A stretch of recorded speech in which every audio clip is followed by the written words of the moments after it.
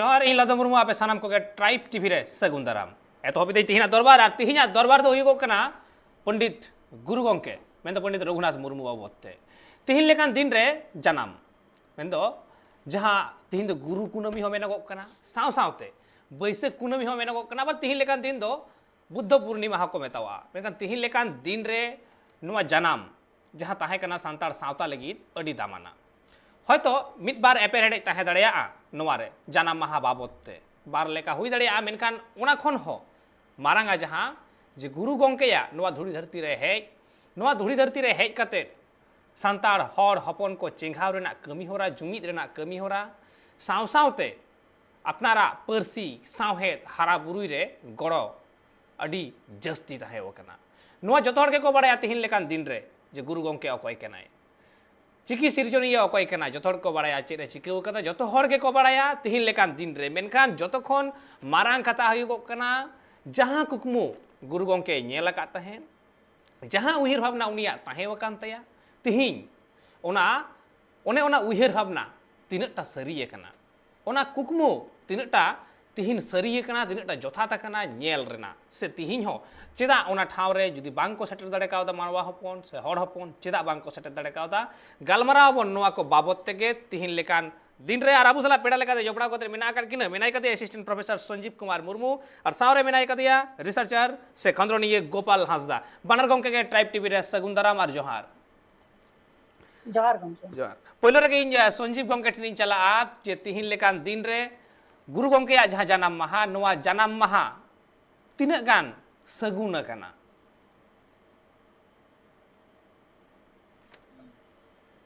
लेका दिन रे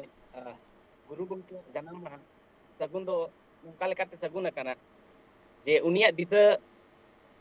हुदिस ते और उनिया जहां हो डहारे उदु का बुना नोआ ते आवा जहां सांतार सांता मेना और बंग जहां तिना के सांता मेना नितो ओना डहार ते अब बन ताड़ामे कना उनिया जहां उयहर ताहे कना ओना डहार ते तो बन ताड़ामा ओना लेकाते बुझे कना जे नितो सगुन कना गया एकाल एतकान गुरु गंके या उहिर भावना सरीगे अडी सरेस मेटांग ठाव रे ताहे कना लई गानो गोआ जे गुरु गंके जथात मेटांग फिलोसोफर रे ताहे कना अडी मारांग मेटांग फिलोसोफर रे ताहे कना उनिया जहां दूरदर्शिता ताहे कान तया अडी अडी संगीन हबी उनिया मेटांग मेटांग लाक्चार सेरेंज करे हो ओना रना झालाक नेल ᱧᱟᱢᱚᱜᱚᱜᱼᱟ जतखन मारांग कथा उनिया जहां चिकी सिरजन जतखन हाहाड़ा मिद सिरजन कना जतखन हाहाड़ा आर सरेस जे सांतार जतिया रोड तल दह रेना जहां करी से तल दह लगी जहां लक्ति ताहे कना ओना चिकी रेना सिरजन ओने ओना चिकी रेना व्यवहार तिहिन तिना गान गोपाल गंके तिना गान व्यवहार हुयुग कना ओना चिकी रेना तेहेन जतखन लाहाते मा गुरु गंके पाजा पुराने रे गड जोहार चाल बेगर आजा कथा रोड इन पाटा खना नासे भूलिन मनेया अदो आजा पोराद पाजा पुराने रे गड जोहार चाल कते कथा दो नोका हुयुग कना अबिना कुकली से गिन चलाव लेन गे कथा दो सरी गया जे नॉय पंडित रघुनाथ मुर्मू जहां दो गुरु गंके मेनते बन न्यूम हालांगे कना जे जहां दिस हुदिस ते जे जहां आयुर सुतु ते सावता रेना नुना मारांग ताड़ाम डहार रे बन लहा हकान उनी दो मिटंग सरीगे अडी मारांग फिलोसोफर रे ताहे कनाय मेन गानो उन ओक्तो दो नितो जहां लेका एजुकेशन पॉलिसी को मेना आचे शिक्षा व्यवस्था को नितो मेना उन ओक्तो दो बाय ताहे कान रे हो जे यूनिवर्सिटी को उनका बाय ताहे कान रे हो जे यूनिवर्सिटी रे ऑल पढ़ाओ बाय सेटर दहाड़े लेन रे हो नुना गान नोंकाना कमी होरा को से ओलचिकी सिरजन आरबांग ओना ओलचिकी माला होते ते चे बाहा होते ते जहां तिना सांताड़ होपन को मेना बोन आरबांग आदिवासी को मेना बोन सानाम कोई गुतु गालांग आते ए जुमित केत बोना नवा दो सरीगे उन ओक्तो रेना कथा कना जखन सिंहत दिसम दो इंग्रेज को चे पुंड हरता को गोबल रे ताहे कना मेन गानोआ नीता ओक्तो रे हो अबो जहां तिना अदीम मेना कोआ जे जहां तना अदीम मेना बोना सानाम को जुमिदो लगते जहाना मिटन ओजे दरकारो कना उनका गे उन ओक्तो गुरु गंके नुना संगीन जे सेरमा लाफांग दबिज आजा कोयो हरताय चलाव लेना आजा उहर चिंता भावना उना संगीन दबिज चलाव लेनते agam dahar re adim kuat ce santar kuat nyutat ce marsal dahar ko oka lekate hui daᱲᱮᱭᱟᱜᱼᱟ nyutat khona marsal noa ko idi kate sarige adi sangin dhabi je uher le darai te olchiki lekan napai bahay galang otoa na ar ona baha rena mala rege abo dobon gutu galang akan te jumit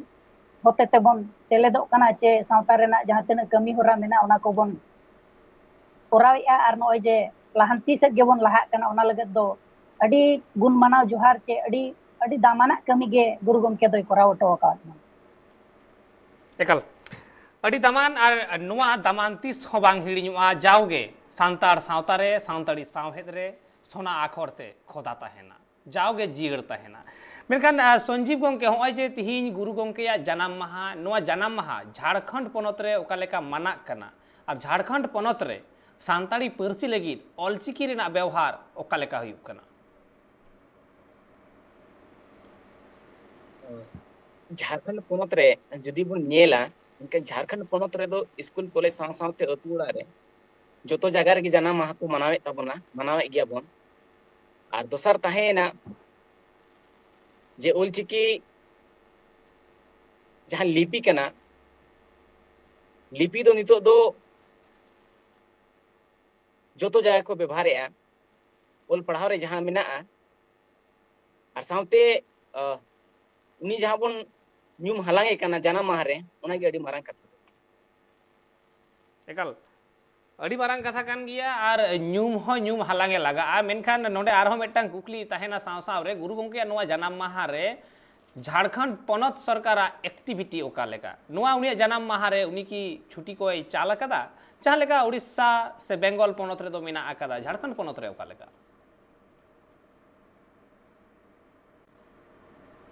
बड़ा रघुवर सरकार ताहे कना उन जो अडिगन school college जहाँ nyutum ओलोगो और ताहे कना उन रे ओलेना नितो को ओले गया और साथ साथ झारखंड सरकार होते ते नितो दो अडिगन जहाँ पुथी पथाम मेना नितो ओलचिकी तिगी छापा कना और जहाँ तिना की यूनिवर्सिटी हुई कान ते स्कूल रे हुई कान तो जोतो जगह के बाय बाय ते नितो नेलोगो कना जे नितो को व्यवहार गए को ओले गए को और जहाँ तिना के साहित्य को मेना को तो साहित्य ओल तोल रहो ओलचिकी लिपि ते जहाँ पुस्तक से को ओले को तो जोतो जगह के नेलो कना झारखंड एकल ऑल हो लगती कान गिया व्यवहार हो लगती कान गिया ऑलचिकी रेना ऑलचिकी जियर दोहरना जतखन लगती मेना आकदा चिदा से जहाँ आईपीए बन मेना इंटरनेशनल फोनेटिक अल्फाबेट जुदी ऑलचिकी लई हेगुआ मिटांग सरेस आईपीए कना गोपाल गंगे ठिन हिजुआ गोपाल गंगे आमा नेलते आमा मेते ऑलचिकी रेना पासनाव व्यवहार तीना गान जहाँ मिशन 2025 लईगो कान थार उन दिन जे मिशन 2025 तो जतो सान्ताड़ ऑलचिकी सेड़ाई हेगुआ ऑलचिकी सेड़ाई हेगुआ ओने ओना सरीगे मिशन 2025 ते पूरा लेका नेलनाम दा से बांगा ᱟᱹᱰᱤ ᱡᱚᱛᱷᱟᱛ ᱠᱩᱠᱞᱤ ᱜᱚᱢᱠᱮ ᱢᱤᱥᱚᱱ 2025 ᱡᱩᱫᱤ ᱵᱚᱱ ᱞᱟᱹᱭᱟ ᱮᱱᱠᱷᱟᱱ ᱟᱹᱰᱤ ᱞᱟᱹᱴᱩ ᱥᱟᱛᱟᱢ ᱠᱟᱱᱟ ᱱᱚᱣᱟ ᱫᱚ ᱥᱟᱛᱟᱢ ᱫᱚ ᱞᱟᱹᱴᱩ ᱫᱚ ᱚᱱᱟ ᱞᱟᱹᱜᱤᱫ ᱢᱮᱱᱚᱜᱚᱜ ᱠᱟᱱᱟ ᱡᱮ ᱥᱟᱱᱟᱢ ᱦᱚᱲ ᱜᱮᱵᱚᱱ ᱵᱟᱰᱟᱭᱟ ᱡᱮ ᱚᱞᱪᱤᱠᱤ ᱨᱮᱱᱟᱜ ᱡᱟᱦᱟᱸ ᱥᱤᱨᱡᱚᱱ ᱦᱩᱭ ᱟᱠᱟᱱᱟ ᱱᱚᱣᱟ ᱫᱚ 1925 ᱨᱮ ᱜᱩᱨᱩ ᱜᱚᱢᱠᱮ ᱦᱚᱛᱮ ᱛᱮ ᱦᱩᱭ ᱟᱠᱟᱱᱟ ᱟᱨ ᱱᱚᱜᱼᱚᱭ 2025 ᱠᱟᱛᱷᱟ ᱫᱚ ᱥᱮᱴᱮᱨᱚᱜ ᱠᱟᱱᱟ ᱟᱫᱚ ᱱᱚᱜᱼᱚᱭ 100 ᱵᱚᱪᱷᱚᱨ ᱯᱩᱨᱟᱹᱜ ᱞᱟᱹᱜᱤᱫ ᱱᱟᱥᱮᱱᱟᱜ ᱫᱩᱠ ᱫᱚ ᱱᱚᱣᱟᱧ ᱵᱩᱡᱷᱟᱹᱣᱮᱫᱼᱟ ᱡᱮ कथा लई लईते हुई दाड़ेया किछु हुड़ा हो हुआ दुख तो नोआ लगत कना जे एज अ रिसर्च स्कॉलर नोआ को किछु गान तुनखी तलाश काते पानते ᱧᱟᱢᱚᱜ कना जे मिटन परसी चे सावहेद लहांती रे जहां ऑक्टो को लगाव लगती कना जे ऑक्टो को लगा कना नितो हो मेन गनोआ मिशन 2025 चे मिशन 2025 जहां बोन लेखाई अचे बोन लईया नित ऑक्टो धाबी जो आबो दो चिकी रेपे रापाचा ओपर टिपिया नोआ रेगे मेना बोना और नोआ रना भूल चे नोआ रना जहां अर्जो को हर समतावे नोआ दो आबो लेकन जहां को उहर चिंता भावनाए चिकी निया चे सावहेद निया उनको को बुझो दाड़ेया कना और बाद बाकी मा मेन गनोआ जहां बाय उहर या उनी निया मन नितो मा मेन बाय गनोआ कारण हुयु कना जतोखन ला दो जे जुदी मिटंग ओड़ा एम बनावेया आदो बुनियाद जुदी बाय केटेजोआ एनखान जहाँ तीना चेतानेम ओड़ा एम बनाव रहो ओना दो लक्तिर दो बाय लगा कारण हिजुक कान दिन रे होय हिसिद बजाव लेनखान हुई दाड़ेया ओना दो लंदुड़ो चोंग आर बांग ओना दो हुई दाड़ेया ᱧᱩᱨᱩᱜ चोंग आदो नोआ मेन गनोआ जे नीता ऑक्टो रे मिशन 2025 इदी काते जहाँ तीना बोन गालोचेया गापाल मारावेया बोन ओना दो joto hor ge ko kamiye'a jahan tinag ge sawta niye olchiki niye ko che sawhet niye ko chorchaye'a che ko uyhar cinta bhabnaye'a sanam hor ge ko kamiye'a menkhan jumit lekate kami do kom ge nyelogok kana noa do nongka te hobon nyel dareya'a ki nita okto re jodi Jharkhand ponot rena kichhugan टोठा मेन दो सिंहभूम टोठा रना बन नेला अदो जायगा जायगा जहां तिना स्टेट हाईवे मेना ओना सुर करे जहां तिना अतु को मेना ओना दो चिकिते अलगो कान गिया मेनखान सुमु ओलते दो बांगे इन दुन आशा आ चे इन दुन उयहरा नोआ जे जहां तिना गे अतु दिसोम रिन मेना को सुमु अतु दिसोम दो बांगा जहां रेगे मेना को अबो सांताल होपन को ओल चिकी दो चेक काना चिदा काना ओका धाबित काना नोआ रेना लाभ दो चेक काना नोय नोआ को मिमिटन बाडाय ओचो हुयुआ नोआ दो नोंका ते हो पुष्टो बन मेन दाड़ेया जे गुरु गंके दो अड़ी सरी कथाय मेना का कि ओल मेना तमा रोड मेना तमा धर्म मेना तमा आम हो मेना ओलेम आदले रे रोडेम आदले रे धर्मेम आदले रे आम होम आदो कथा दो नोआ कोटेशन जुदी बन एमा एनखान कथा दो पावता चे नोआ साहेत निये कथा रे दो चे नोआ को गालोच रे दो नोआ जहां कोटेशन मेना नोआ दो इकाल अड़ी गे नापाय बैसे कना नोआ कथा रे नोआ दो नोंका बन मेन दाड़ेया जे उन ऑक्टो मेन दो 1925 पोरे खना बिदु चंदन लेकान हुयेन चे दाड़े के धन हुयेन चे सिदु कानू हुल हुयेन नोंकाना खेरवाड़ बिर हुयेन नोंकाना गायन कोई ओल किया गुरु गंके अदो नोय गायन को जे ओल किया नोआ को ताला ते दो उनी दो मनमी को एभेन चे मनमी को जुमित चे ओल चिकी रना दाड़े चे नोआ रना लक्ति नो नोकान सानामा जिनिस कोगे बाडाय ओचो रेना मिटन कमी होरा चे कुरुमुटु ले आय ताहे अदो नोआ मेन गनोआ जे उन ऑक्टो गुरु गंके पंडित रघुनाथ मुर्मू जहां दो सिंह चांदो मेनते हो बन बाडाय कना उनका दो नोआ मेन गनोआ जे जहां दाड़े गे धन गायने ओल लेआ नोआ दो नोंका मेन गनोआ जे सांताल होपन दो सेदाय खना गे बद क्षेत्र कमी कसनी काते को असुल हरा कान ताहे आदो मेन गनोआ नीता ऑक्टो रे दो ओना सुमु हड़मो दाड़े दो बांगा गुरु गंके जहां कुकुमु ताहे कना हुई दाड़े उन जहि दो नोआ जे हड़मो दाड़े होते ते चास बास होते ते अबो दो आरजाव अबन चे लाज भाताव लगत मिटन कमी होरा जहां गे मेना ओना बन कोरावा सुमु ओना दो बांगा इन दो उहेरा जे दाड़े गे धन जहां मेना का ओना दो नीता ऑक्टो रे दो नोआ हो मेने हुयु कना जे जहां अकिल दाड़े मेना हतांग दाड़े मेना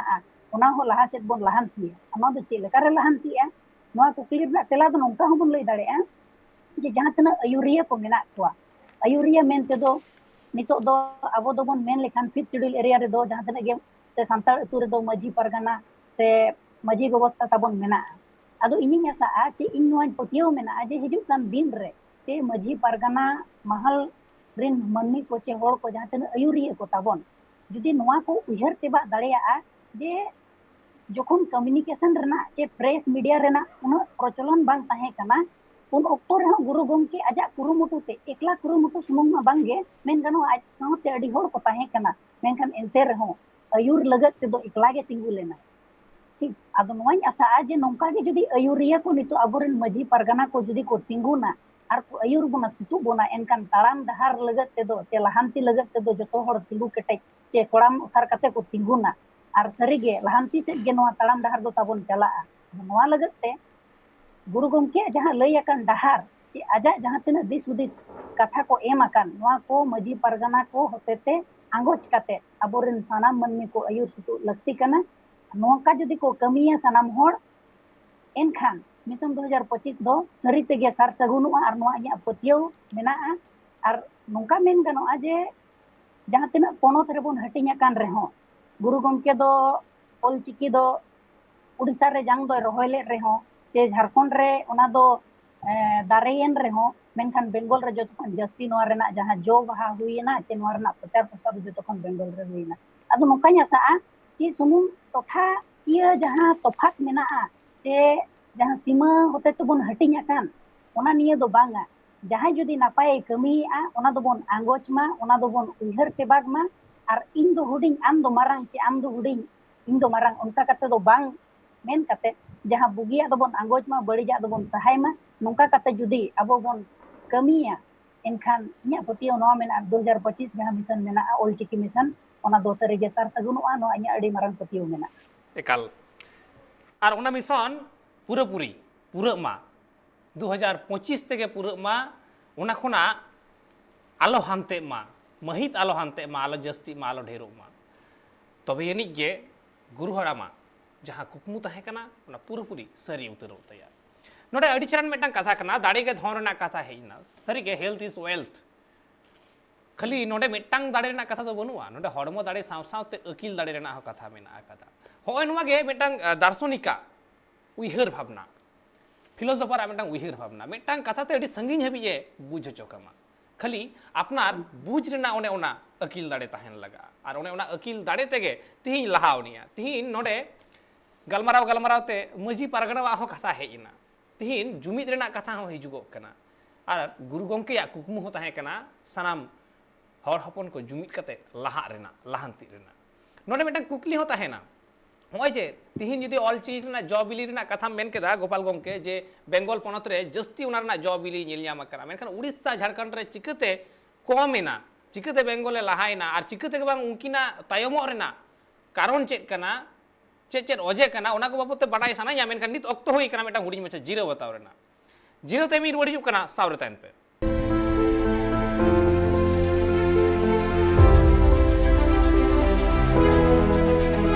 जीरो तायम आर हम मेदा सानाम कोगे दरबार रे सगुन दाराम अब बोन गालमारा तहे गुरु गंके बाबते और गुरु गंके या चिकी बाबत जहां उइहर भावना तहे कना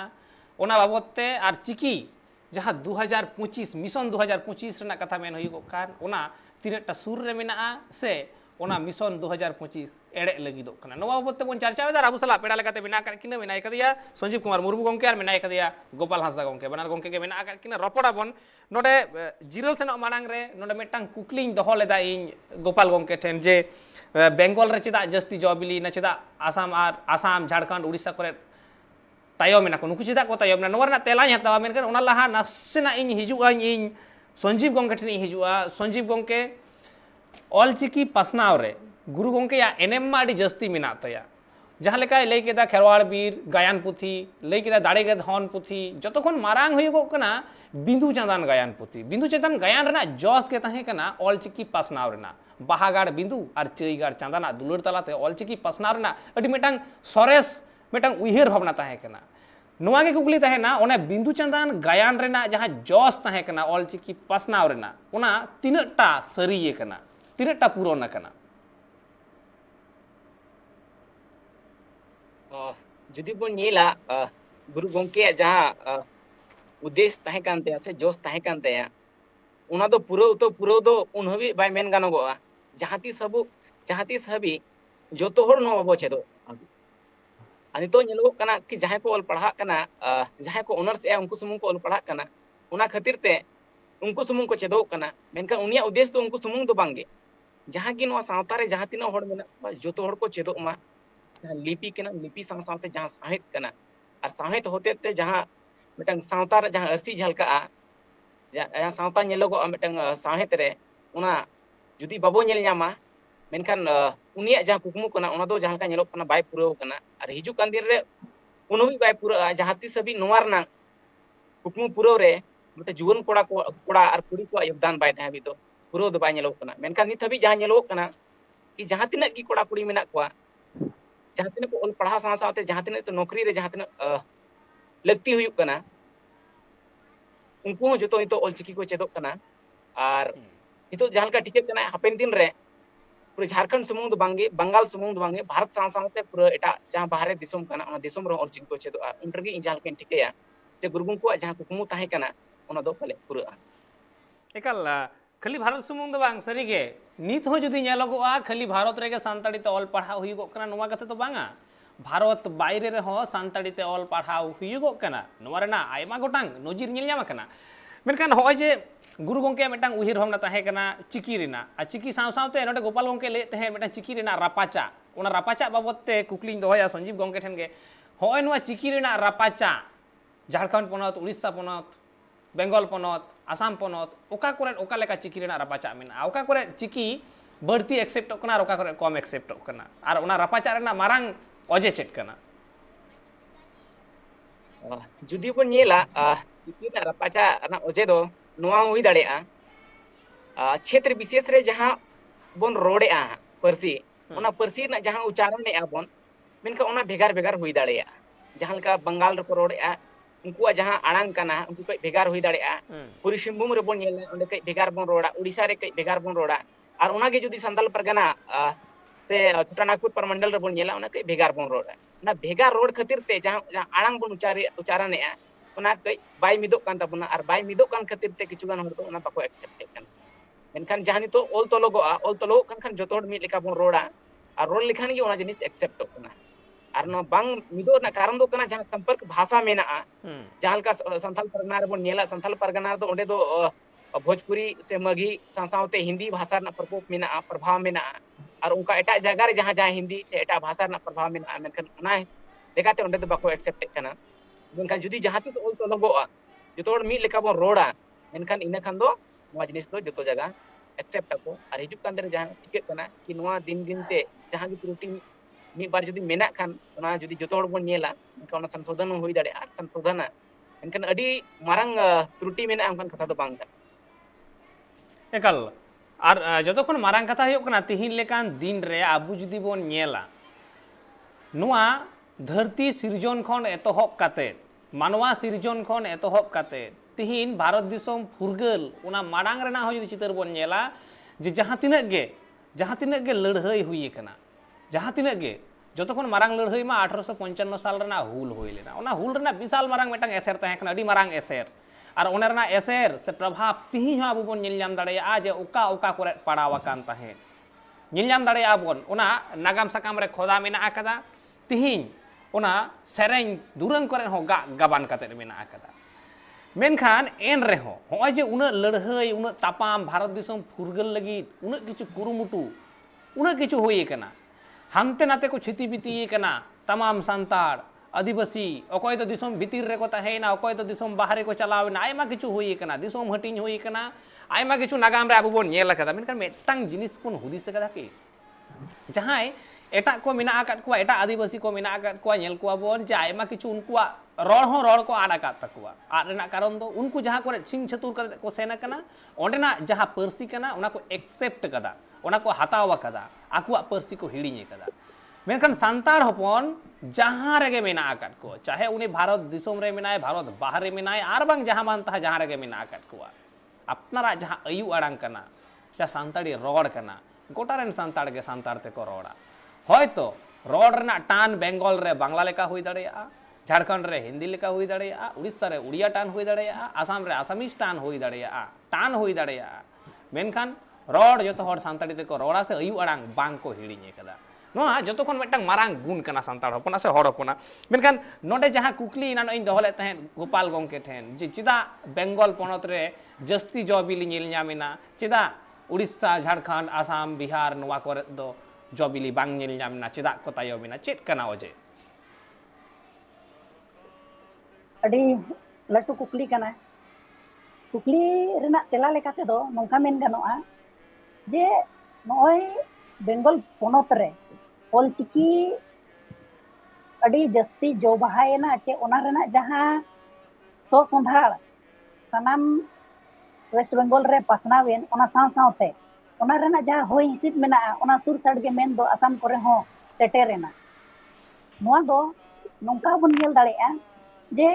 जहां तिना गे सांताड़ सावता रेना अतु मेना ओना रिन जहां अयुरिया को चे ओना रिन जहां आयो बाबा को मेना को अतु रिन उनको दो हुयु कना को मजी पारगना अदो जुदी जहां अतु रेना गे चे जहां ओड़ा रेना गे जुदी मुतुल खुंटी केटेज तहेना इनका निहति गे ओड़ा हो केटेज तहेना संसार हो केटेज तहेना उनका लेकाते नवा बन मेन दाड़ेया जे जहां बेंगल पोनोत रेना कथा बन मेन लेखान ऑलचिकी निया दो अड़ी जस्ती गोयन मेना अड़ी जस्ती लिडुर मेना जहां तिना अब रेन मजी परगना महल रेन उसूल मची रेन जहां तिना होड़ को मेना को उनको कुरुमुटु अड़ी जस्ती मेना मा दो नोंका बन नेल दाड़ेया जे बेंगल पोनोत रेन जहां तिना गे मजी परनिक परगना को मेना को उनको जहां दिस हुदिस मेना उनको दो ऑलचिकी निया दो एकाल एकमत गया को मेन गानोआ जहां तिना वेस्ट बेंगल रे असिस्टेंट प्रोफेसर मेना को चे एसोसिएट मेना को प्रोफेसर को संताली निया सुनु संताली निया दो बांगे बेंगोली रेन प्रोफेसर को हुयन चे जहां तिना गे इंटेलेक्चुअल पीपल को हुयन तमाम होड़ गे उनको दो नोआ जहां मजी परगना हा मिदुन को हुयुग कान दुपड़ुब को हुयुग कान चे जहाँ तनाक चिंता भावना रेना कथा को हुयुग कान नोआ रेको दू देला हको कान ओना साथ साथ ओका दो बुगी कना ओका दो बड़ीजो कना नोआ को निया को चिंता भावना नोंकान कथा नोआ रेना नोआ कथा रेना नोंका माने दो बाम मन ओडोका जे झारखंड पोनोत रिन दो बांग हुयुग कना चे उड़ीसा पोनोत रिन दो बांग हुयुग कना चे बांग को कोरा उनकान कथा दो बांग कना किंतु नोआ दो सरी के नोआ दो मानाव तेगे हुयुग आज वेस्ट बेंगल रे दो नितो दो जतो खन जस्ती ओना रेना प्रचार प्रसार हुयुग कना चे एक्सेप्ट हुयुग कना नितो हो नोआ बोन मेन दाड़ेया चे चाहे विश्व भारती यूनिवर्सिटी हुयन बर्धमान यूनिवर्सिटी हुयन विद्यासागर यूनिवर्सिटी हुयन चे सिदु कान्हू यूनिवर्सिटी हुयन आर बांग जहाँ तनाक गे यूनिवर्सिटी को हुयुग कान नोंकान nyutuman यूनिवर्सिटी कोरे सांताड़ रेना जहाँ orsong मेना ओना दो अड़ी जस्ती मेना आर सुमुंग orsong तो बांगा ओना रेना जहाँ तो संधाड़ मेना ओना रेना जहाँ जो बिली रेना जहाँ सिविल रासा मेना ओना दो ओंडे रेन पठुआ सुमुंग दो बांगा सावता रे हो हुयुग काना नोआ दो मेन गनोआ जे वेस्ट बेंगल रे जहाँ तिना गे अबोरेन इंटेलेक्चुअल होड़ को मेना को जहाँ तिना एटा चक्री करे हुई दाड़े बैंक रे मेनाया ओको चोंग रेलवे रे मेनाया चे एटा एटा चक्री करे ताहेन तुलुज हो रिटायरमेंट पोरे आर बांग चक्री रे ताहेन तुलुज हो सावता निया उइहर चिंता भावना एक जस्ती मेना ओना दो नोंकाते जुदी मजी परगना रना मिदुन हुयुग कना एनखान नु दो ऑक्टो ओडोक काते नोडे सेनोक कनाय सेटेरोक कनाय सेल्फिश मोने होड़ दो बांग कना मैक्सिमम होड़ जहाँ तिना नोआ निया को चिंताइया माने नोआ कथा को दो इया व्यक्तिगत विचार कना जहाँ नेला का आचे जहाँ आंजोम का अनहा ओना जिनिस कना आर किछु दो इनमिन तुले जोखा का आमी जस्ती काते तुले जोखा काते गिन रोड़ेया आर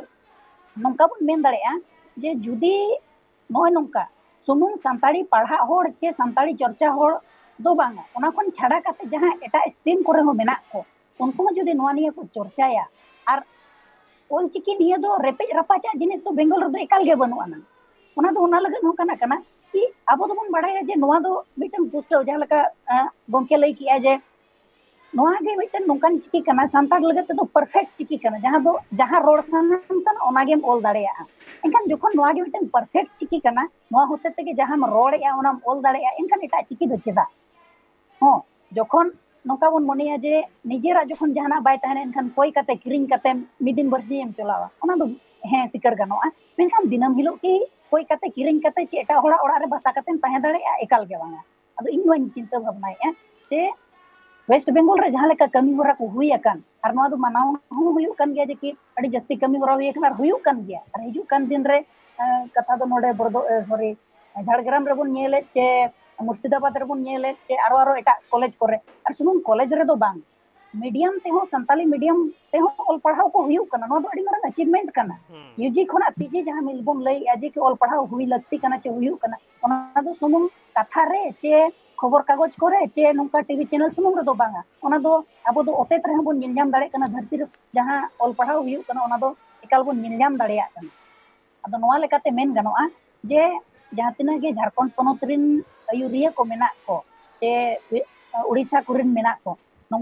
कमी दो बन कमी जतो हड़ गे ओकोया हो बड़ी दहा बांग रोड़गो कना ठीक गया आर कंट्रोवर्शियल जिनिस बांग कना नोआ को दो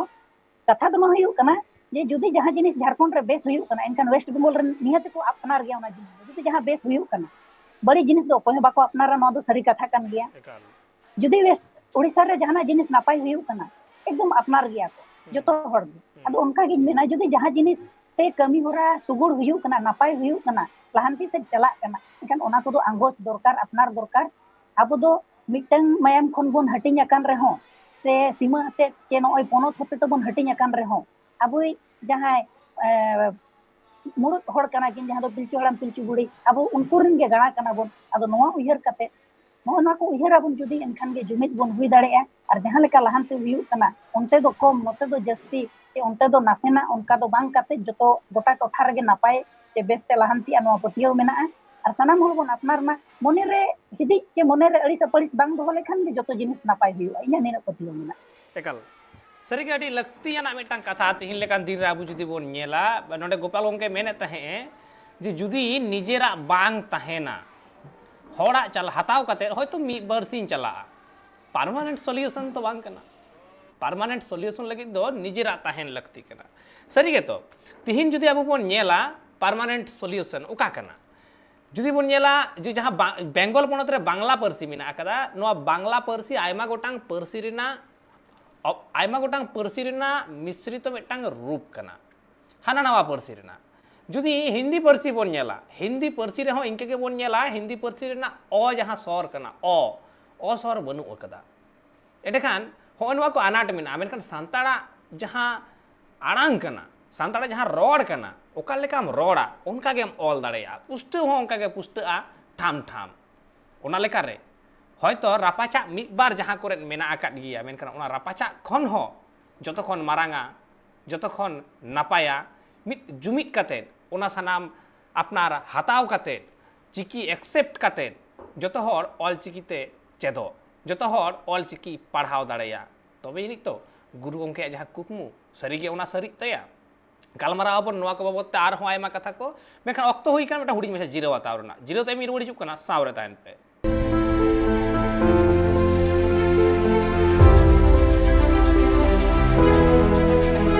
jiro tayam arhom eta sanam koge sagundara ar abu bon nyelda sebon galmarao eta noa dorbar re guru gongke jaha kukmu ar abu ho jaha kukmu bon nyel kada mission 2025 ona tinak sarik kana se bang ona ko babot te ropor kana sawre mena kat kina Sanjeev Kumar Murmu assistant professor ar sawre mena kate Gopal Hasda researcher ropor bon gongke node aima kichu katha ropor huyuk kana Sanjeev gongke ar Gopal gongke poilo re Sanjeev gongke tin chala hoy je metang nit okto re meta dabi rakab kana Jharkhand ponot re je santari parsi poilo raj bhasha huyuk ma noa babot te Sanjeev gongke ma opinion chet inya opinion do niye kan ge Jharkhand jadi population bon nyela जनसंख्या menkan jasti do santar menak bona adivasi ko mudre jasti do santar menak bona ar santar ko judi unko parsi te raj bhasha bena ono do badi joa raj bhasha benaw len kan ge jahan leka onate ologoa jahan tina ge official kami hujua joto kami hora hujua kan napaya ini sab menkan adigan hora to men kana ki adigan bhasha rodogok kana menkan joto bhasha raj parsi mo bai hui dareya menka jang ka hindi hui dareya menka santali do cheda bang hui dareya ka jeno antu anu chire noa bhasha mena noa sahet noa hara buru kana ol tolte napai thai bon ol dareya kana noa lipi mena joto lekate urun urun mena menkan cheda official bai hui dareya menkan sarkar noa jadi katawa menkan noa hui lakti kana ar hui menkan ge aro napayoa aro kisonoa sahet hara buru ar noa jaha abo daily life re jaha mena dinam hilo noa bon bebar lekan aro napayo jaha guru gongpe jaha pung mena ona ho intan kon pe pura ang ekal node arhom metang kukli ona saute inying tongge torawa je hoy je nyam lekhan ma adi bhage se raj bhasha hui lekhan ma adi napai menkan chida sarkar noa raj bhasha mente bai accept da se chida ar ki bang nyamuk raj bhasha mente sarkar cheda bai accept ya ona ma betel ka bai men ko nya untor mone re ke aya katha chalak kana je uyar nyame menkan jaha ini uyar ya misal do huyu lakti kana ida je jaha tina ge node bhasha mena joto bhasha re judi node na kshetriya bhasha nyela ar sansat no kshetriya sumung do bai tahe kana metang do jaha bharatiya संविधान re metang bhasha na darja nyam aka ona itu to injal ke ke do no nyam mai nikan santar sumung do bangge Jharkhand re jaha tina hor mena ko metang bhasha ko chedo opo ar unku ko apnar lekhan ge odo aro hara buru dareya ekal haraburu dareya se haraburui lagaa noa joto khon marang katha kana ar nit okto re judi nyel huyugua Jharkhand ponot re santari raj bhasha huyuk ma noa rena dabi do Bengal ponot ren santara ho kana Assam ren santara ho kana Odisha ren santara ho kana ar Jharkhand ren santara ho kana menkan katha onde huyugok kana je laya ko je gidar 3 ghadi bai raga engat ho bai nunuania noa babot te in chalai Gopal gongke then Gopal gongke hoy je Jharkhand ponot re nongkana ador ho bang nyel nyamogok kana ar eta jahana kami hora ho bang nyel nyamogok kana santari parsi raj bhasha huyuk lagit te ar sarkar ho dome ekta interest bang nyel nyamogok kana chet anat ko chet hui dareya chet oje hui dareya noa kukli rena tela do nongka inya uyhar te do je katha ma sarige gongke em lay kiya je judi gidra ho bai raga enkan engat ho chikai chikaya je gidra do renge ke kana katha ma sari gaya nita okto re jaha Jharkhand ponot rena obostha che poristiti nyelogok kana no do nongka je tanam hor ge bon asai ya ar jaha tina totha rege santal hopon mena bona joto hor ge no bon asai ya je abo dabi ho kana kana je Jharkhand ponot re do no santali parsi do prothom raj bhasha lekate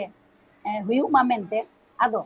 katha huyuk kana je one marang bon men ke leka galoch ke leka bon ki ayuriya do okoy nito nongka kana sari katha do noa kana nijera do koya hon bor botor do banu ana je ayuriya lekate do nongka bon menea hor do kami kom a credit hataw jasti noa re jasti focus ko emi noa nyelogok kana sari katha kan ge adu inyang asaya je rajbhasa hui lenkhan amak se inya sumung do banga hijuk kan jaha tina ge gana ko menak ko cepor bunga ko menak ko sanam hor noa rena jaha लाभ में ना को न्यामा और अब सुमुंग दो बांगा नों दो मिटक अड़ी मरंग ग्रेट अचीवमेंट हुआ जो दी मिटक राजभाषा हुई उकान ओना लगत ते दो रा दो बांगा आंदोड़ लगती कन अदो नोइन में ना कि सरकार हो निजे ते दो इदु जहाना कोराव रेना क्षमता हो हुई गया किंतु जखन और बाय दबिया चे ओना चे लगती कना चिदा लगती कना नोआ जुदी आम तथ्यात्मक से एक जिनिस बाम सदरया एनखान उनी हो ओका लेकाते ओना कथाय रोड़ा चे ओना चे लकारे इम्प्लीमेंट आय हुई दाड़े आजे मेन गानो आजे नितो चीफ मिनिस्टर हेमंत सोरेन मेनाय तबन मनन गंके कनाय हुई दाड़े किंतु उनी दो आबो सुमु सांतार सुमु लगे दो उयहर कते दो बांग उनी दो राज्य रना सनाम जिनिस उयहर हुइया किंतु आबो दो दबी हुइया बन ओना कथा आर नोआ दो दबी दो नोका हुइया जे अयुरिया जहां को हुइया इन दिन मेनेया पॉलिटिकल पार्टी को जुदी जहां अयुरी आय एनखान हुई दाड़े जहां मिटन पॉलिटिकल पार्टी जुदी अयुर ते चला कने एनखान जहां एटा पार्टी सपोर्ट को उनी दो ओनार दो बाय चला इन दिन मेना जे नोआ जिनिस रे दो नोआ पर्टिकुलर जहां सताम मेना नोआ चितान रे दो पार्टी पॉलिटिक्स छड़ा कते इन दिन मेना मजी परगना ये प्रेफरेंस मांग को नहीं जे मजी परगना महल जुदी को अयुर को नोआ इयर रे नोआ कमी होरा रे इनका निहति जतो हर नोआ रे हिजु लगती कना और जुदी जहां बाय हिजुआ एनखान सनाम हर को निल जामे कना जुदी जहां पॉलिटिकल पार्टी नोआ मेन कते ते बॉयकॉट आचे बाय सिले दो अनवा रे जे बांगा ओना रे दो अयुरियर ना दाव इन बन जामे आचे आज बाय जामे इन दिन मेना नोआ रे दो क्रेडिट हताव लगत ते दो बांगा हुयु मा मेनते ओना आशा कते जीवन कोरा मान और नोंका जुदी बन कोरावा एनका निहति हुयो एकल लगती मा कान गे मेटांग अयुरिया हो लगती कना जहां मेटांग कथा मेन केदा जे पॉलिटिकल पार्टी जुदी आयुरते जहां को चला हयतो उनी पार्टी सपोर्ट जहां कना उनको को चला जहां एटा पार्टी को सपोर्टा उनको बांग को चला नोआ रे जुमित बांग निल जाम दाड़ेया मेनखान नोआ हतो मेटांग कथा कना गोपाल गंके जे जहां तिने रहो मुचे रे पॉलिटिक्स तो लगती कान गया नेहते गंके पॉलिटिक्स लगती कना किंतु पार्टी रना लगते दो इन गया था जे पार्टी ओना रे जुड़ावे ताहेना ओना दो दरकार दो बांग कना पॉलिटिक्स में होई लगते कान गया निहति गे जुदी मिटन जहां पॉलिटिशियन ओना रे सेलेक्ट मेनाया इनखान पॉलिटिशियन छड़ा कते उनी दो सावता रे जिन मिटन होड़ होय कना कना ठीक है आदो नोआ इनिन मेना जे ओंडे दो पॉलिटिक्स दो लगती कना किंतु पार्टी रना दो बांगा नोआ ना इया मेन रना कथा दो कना कना अदो हो नोंडे मेटा आरो मेटा कथा मेन केदा जे नेतार दिन रे जस्ती नेलो कोना कमी खोना जस्ती क्रेडिट हतावना नोंकाना कोनो घटन की घटाव कना कथा दो नोआ हुयु कना जे घटन दो सरी तेगे नितो किछु दिन लहारे नोआ भोजपुरी मधी इदी कते अडी रेपेज रपाचा चे 1932 रना खतियान इदी कते रेपेज रपाचा अडी जस्ती हुइना नोआ रे पार्टीशन रना चे जहां तिना अयुरिया को ताहे कना नोआ रे बुन नेले खतियान समिति इदी कते बिटंग पार्टी गठनेना किछु खोड़ जहां दो अयुरिया को ताहे कना नितुम दो हा बन मेने किंतु जतो हड़ बुन ठिकैया कोई को कथा ना रोड़गो कना आदो नोय नोका कते किछु खोड़ नोका कना जे कि नोआ जहां आंदोड़ एहोब अकाना ओना रे आको राजनीतिक जहां रूटीन मेना ओंडे ओना दो को तावार को सेकावेया आदो इन दिन मेना नोंका लेखन जहां आंदोड़ मेना ओना दो कमजोरवा और ओना दो मिटन बड़ी डहर से चला लेका इन भावनाया कारण जे जुदी इन सरी मोनेते इया ऑक्तो इया जहां तिना दाड़े मेना हड़मो दाड़े अकिल दाड़े ओना रे इन जुदी सपोर्ट इन चे गोइन एमेया और आम जुदी नोआ उयहर कते उयहर इन दो नोआ रे लाभ इन न्यामा इया पार्टी पॉलिटिक्स इदी कते एनखान निहति गे नोआ दो मिटन बड़ी संदेश चला होड़ ठेन आदो नोआ काई इन न्यामेया जे कि जहां तिना गे सिरा चे लाहा धाप रे मेना को किछुगन पॉलिटिशियन को अदिन मेना जुदी निजेरा सार्थो बांग नेल कते जुदी सावता रेना चे साहेद रेना आर बांग नो ओलचिकी को आर नोकाना भाषा निये जुदी आंदोलन को हुयु कान ओना रे दो निजेरा सार्थो छड़ा कते अबोरन जहां तिना आगाम को मेना को आरो गाणा को चे अबो भविष्य नेल कते कमी होरा लगती कना इᱧ आसाया एकल एंतखान जागे पबंगड़ा को मेना आकात कुआ उनको को साब संगे कते जतो होड़ाते मिट कते जुमिट कते नोंकाना आंदोड़ मेटांग तैयार मा लगती कान गे आदो ओना आंदोड़ तीस कोते तैयारोआ तीस कोते झारखंड पनत रे सानताड़ी राजभाषा लेकाते लेखाआ सेलेदोआ तीन कोते सानताड़ी पारसीते रड़ ऑल सनाम किछु जतोते लाहा आय झारखंड पनत चेदा से झारखंड पनत तो उनकाना गे मेटांग कुकमु कना और उनकान कुकमु रना गे मेटांग जबिली कना झारखंड पनत और झारखंड पनत और सानताड़ी पारसी रना सगई नित हो नासे संगिन गिया मेनखान नोडे जुमिद रना कथा हेजना जुमित कते जितकर और कथा है इना मेनखान नोडे इन संजीव गंगे टेन चला संजीव गंगे होय जे नोडे मिटन कथा हिजुगो कना जे बांगमा राज अरी ते हो जुमित बांग हिजुआ सिया जरी ते हो जुमित बांग हिजुगोआ बांग हिजुआ जुद्ध धर्म ते जुमित हिजुआ माझी अरी ते जुमित हिजुआ ओना माझी सेंटिमेंट ते जुमित नोआ बाबद आमा उइहर भावना चे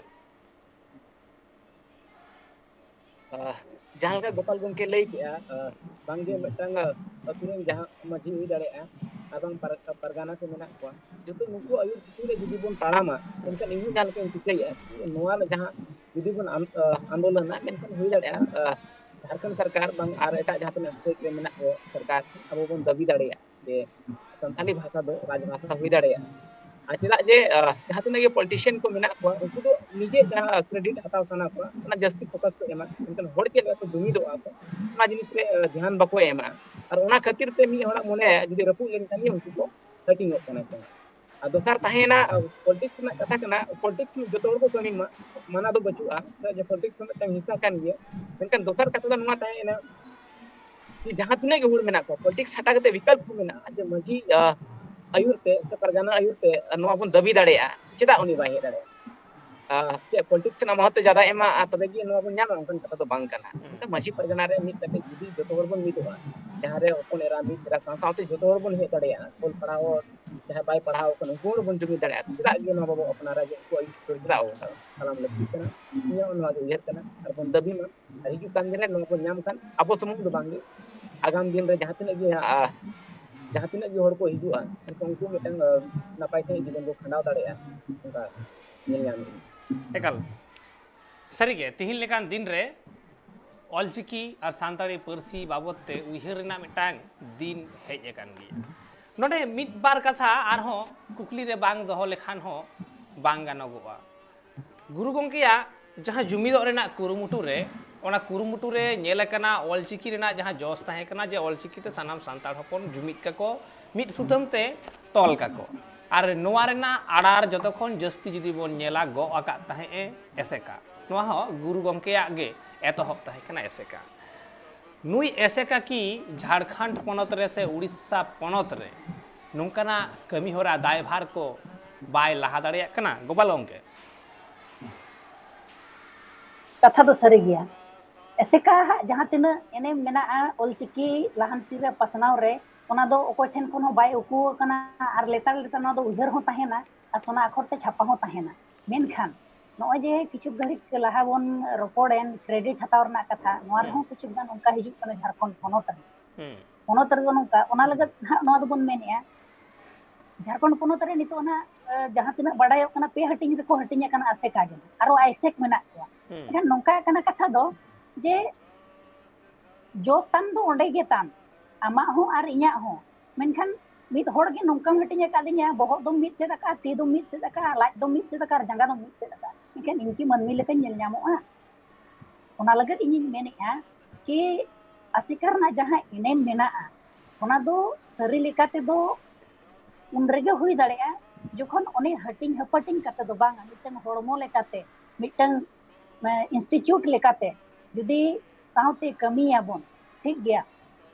हुई दाड़ेआ नि तो इनि रिसर्च किया इन दो ओकारना चे इन दो नवा पद इमन पे ओना पद इमन पे ओना रना दो कोनो लाभ लोभ लालच बांग हुई लगती कना सुनु इnya दो ना बांगा ओकोय एटा होड़ दो चिदा मेताय इnya निजेरा इन मेन जे नोंका गे जहां तिना नवा निये बोन उहरया कि 2025 रे जहां मिशन ऑलचिकी 2025 बोन जतो होड़ बोन गालोचिया चे नवा निये बोन कथाइया नोआ को जदि सक्सेस सनाय बोना चे ठौका जायगा रे सेटर सनाय बोना चे नोआ जोश रे सेटर सनाय बोना एनखान उनी मेने चे इन आम चे हनी नय उनका कथा दो बांगा आबो लेकाते उहर हुई अनवा और उहर दो जहां खन गे एहो हुईआ कथा दो हुई कना जे नोआ कथा मा सरी गया जे इन हान ओय कथा रोड़ेया नोआ हुई दाड़े तिना होटन सेटर कना आशा कना जे नोआ दो पॉजिटिव लेकाते चे नापाय उहर लेकाते को हतावमा ताबोन जे नोंका दो आलो को हतावमा मिटन गिदरा नोआ कथाय मेने चे हुडिंग गिदरा मिटन नोआ कथाय मेने ओना लगत इन दो बኝ आजमा नोंका लेखान दो इन आशाया जे पालेखान नापाय ठाव रे दिदुबन सेटर दाड़े चोमा अदो ओना गिन मेना जे नोय जे हटिंग कान आसे का हुईन अदो नोआ को बांग हटिंग काते मिटन जिमित काते जदि मिटन मोटो चे मिटन जोश इदी काते बोन कमिया इनखान ओना दिन दो अडी संगिन दो बनु अना जे अडी माने जियर गे चे नापाय गे लाहांती दाहर बोन चला एकल अड़ी हाहाड़ा मेटांग कथा मेन केदा तिहिन लेकान दिन रे जहां एसेका रना कथा हिजुगो कना जहां अक्तो बेंगल पनत खन पर्सी रना आंदोड़ अड़ी जस्ती रकाब लेना जहां अक्तो 8th शेड्यूल रे सानताड़ी पर्सी सेलेद लेना उन अक्तो एसेकावा अड़ी मारांग मेटांग एनेम ताहे वकान तया से मेना आका ताई गिया नित हो उना तो जावगे एकदम जियर ताहेना लीड रोल रे एसेकाय ताहे वकान नोआ तो जतो हड़ के को बाड़ाया और एसेकावा जे चिकी पासनाव 4-5 खाली उड़ीसा मतल तो बांग उड़ीसा झारखंड बेंगल आसाम गोटागे आयमा गोटांग एसेका रना ब्रांच मेनखान तिहिन नोंका एसेका रना गे आरहो पिया ब्रांच एम लई किदा जे पे हटिंग रे को हटिंगना अड़ी हाहाड़ा मेटांग कथा कान गिया निंके जुदी दिन दिन ते हटिंग चला हुयुगुआ एडेखान कुकमु दो आरहो संगिño कान लेका के बुझा तिना सुर रे हिजुर रना कथा ओना कोना संगिño कान लेका बुझा नोडे आरहो मेटांग कथा बांग लई तोरा खान बांग गोपाल गंके मेन हो मेन केदा जे तिहिन लेकान दिन रे हयतो मजी अरी सेंटिमेंट तेगे जुमिद निया मजी पारगना तेगे जुमिद निया सरी के मजी पारगना ते जुमिद निया मेनखान मजी पारगना को तिहिन जुदी नेल होयगुआ बार बार हटिंग रे को हटिंग कना नोआ गे दुख रेना कथा दो जहां हिलो जतो मिट ठेन मिट साउते मिट मेनते मिट चातम उमुल रे जतो को हिजुगुआ तबे नि ओने जुमिद तैयार कते जागे हक जागे अइद सानाम आኛमगुआ गुरु गंकेया नोआ उइहर हो इन हिलो सरी तया तिहिना दरबार नोडे के मुचाद हुई अक्तो बनु कदा आर तिहिन अबु सला गालमाराव लेकिन जफड़ा लेन मानवतान संजीव कुमार मुर्मू असिस्टेंट प्रोफेसर आ साउंड तहे कनाय गोपाल हांसदा गंके रिसर्चर बानार गंके के ट्राइब टीवी पास्टा से खन अड़ी आयमा सारहाव आर आबेना दामान कथा मेन लगित ते जोहार चाल हुई कना एतेखान अबु बोन गालमाराव केदा तिहिन गुरु गंके लईते गुरु गंके बाबतते उनिया ऑलचिकी बाबतते मिशन 2025 बाबतते आयमा किछु कथा एडेखान नासे नासे तो जतो हर गेबन बुझ दाड़िया कान गिया अपनार अपनारते चिके लेका काते जुमिद हिजुआ चिके लेका काते चिकी जतो हर ठेन पासनाआ चिके लेका काते सानताड़ी राज भाषा तैयारोआ जतो हर बुझ ᱧᱟᱢᱚᱜ कान गिया नोआ रना आनाट गे चेत खांगोट गे चेत आ दाड़े चेत कना नोआ आंगोच लगित ते दो आरो जहाना पुष्टव सही लई रेना दो पालेन बनु कदा नोंका गे तिहिया दरबार नोडे के मुजिद हुयुग कना ट्राइब टीवी नाटा कमी होरा को नेल लगी नेल कान ताइन पे ट्राइब टीवी